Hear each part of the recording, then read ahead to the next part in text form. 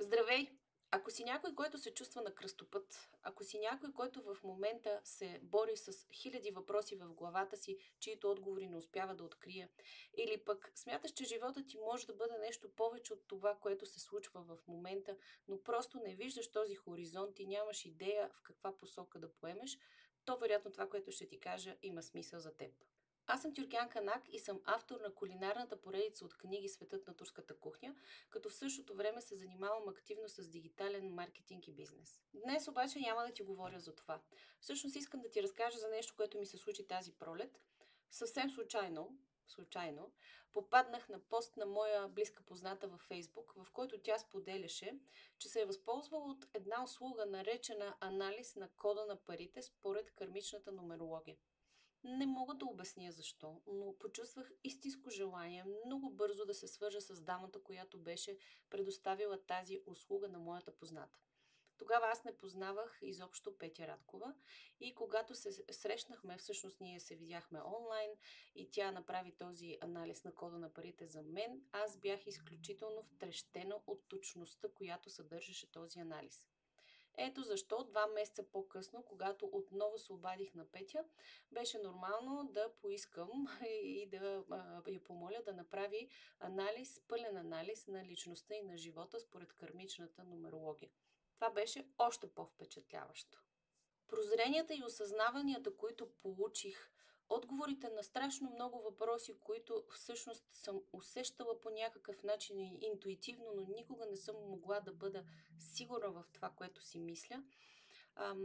Всички тези прозрения и отговори на тези въпроси за мен имаха много голяма стойност, защото ми дадоха едно сериозно чувство за спокойствие и увереност, така че да продължа напред в живота си. Това, което научаваш в анализа, не е някакси отвлечено, не е някакси отворено на всякакъв вид интерпретации, както се е случвало в други езотерични тренинги или практики, в които съм участвала. Тук всяко число има своята смислова стойност, своето реално изражение в живота. А защо за мен това е важно? Защото аз съм човек, който има нужда от структуриране на нещата в живота. Трябва да ги подредя в някаква система, за да мога да ги използвам. И обикновенно това в този вид обучения са много трудно постижими неща. Не винаги, не за всеки е възможно. Точно тази страна на кармичната нумерология, възможността да структурирам и да подредя Вселената около мен, се оказа едно от най-ценните неща, една от най-ценните характеристики за мен.